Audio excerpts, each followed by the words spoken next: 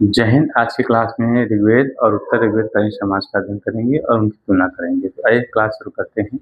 इनका जो समय था वह 2500 ईसा पूर्व से लेकर 2000 ईसा पूर्व तक का था। मूल निवास स्थान में विद्वान एकमत नहीं है। पंडित गंगानाथ मानते हैं कि इनका जो मूल निवास स्थान था वह भारत था। जो कश्मीर का तराई क्षेत्र था वही इनका निवास स्थान मानते हैं। उसके बाद बाल गंगाधर तिलक उत्तरी ध्रुव का निवासी हैं, इन्हें मानते हैं। बाल गंगाधर 1905 में या जेल में थे, उसमें वे खाली थे जेल में, और वहाँ पर उन्होंने किताब मंगा के पढ़ना शुरू किया। और पढ़ते समय उन्होंने सिद्धांत दिया कि जो ऋग्वेद कालीन के लोग थे वे उत्तरी ध्रुव के निवासी थे। उसके बाद मेयर है एक इतिहासकार, यह मानते हैं इनका जो निवास स्थान है एशिया है। पामीर के पठार जो है वहाँ के तराई क्षेत्र में रहने वाले ये लोग थे। ठीक है, और बाकी भी विद्वानों ने अपने तर्क दिए हैं। कुछ जर्मनी मानते हैं, कुछ हंगरी के निवासी मानते हैं। ठीक है, अब आइए राजनीतिक संगठन पे। इनका जो राजनीतिक संगठन था, कई जनों में लोग बटे थे। लगभग 5 जन का वर्णन कई जगहों पर है कि 5 जन है, 5 कुलों में लोग बटे थे। 5 लोग मिलकर शासन चलाते थे। और यहाँ का जो आधार था, जो सबसे छोटी इकाई थी, राजनीतिक इकाई थी, वह परिवार था। सबसे बड़ा राजा होता था जिसको राजन बोलते थे। राजन का अर्थ होता था जन का रक्षक। सबसे बड़ा राजा और सबसे छोटा जो राजनीतिक इकाई होता था वह परिवार होता था। परिवार में बड़ा भाई भी मालिक होता था, अगर पिता न हो तब बड़ा भाई मालिक होता था। और परिवार में पिता और बड़ा भाई को मिला के कुलों को बोला जाता था।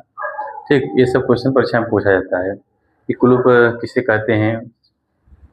उसके बाद जो राजनीतिक संगठन में सभा और समिति, 2 राजनीतिक संस्था का नाम मिलता है।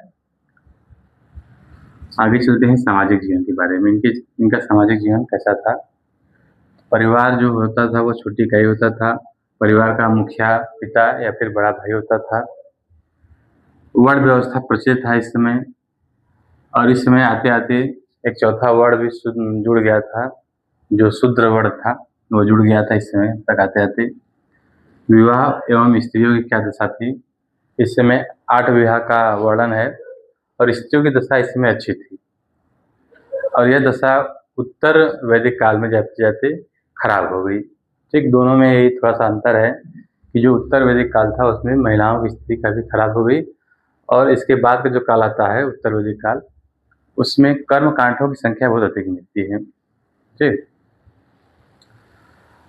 आगे है भोजन और वस्त्र।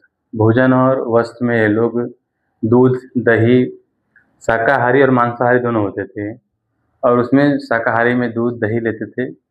इसमें एक पेय पदार्थ होता था, जौ की सत्तू के साथ दही मिला के पीते थे, जिसको बोला जाता था कुरम्ब।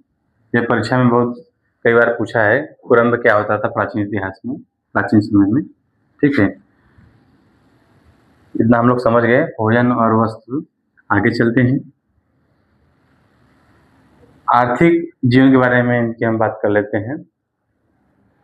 आर्थिक जीवन में ये लोग अच्छा खासा खेती करते थे। खेती में बैलों के माध्यम से हल जोतना और हर प्रकार की खेती करना। गाय पालते थे, गाय, बैल, बकरी आदि चीज़ें, भेड़ भी पालते थे। ये सब चीज़ें ये लोग पालते थे, यानी आर्थिक रूप से संपन्न थे। गाय होता था, गाय यहाँ का मतलब कि एक तरह से पशुधन होता था।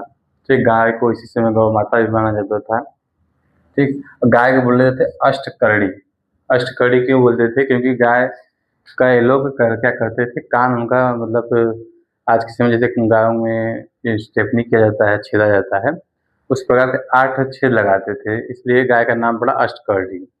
ठीक, उसके बाद एक परीक्षा में क्वेश्चन पूछा था यूपीएससी के 2024 परीक्षा के मेंस पेपर में कि जो ऋग्वेदिक और उत्तर ऋग्वेदिक कालीन समाज में राजनीतिक और आर्थिक परिघटनाओं का वर्णन कीजिए।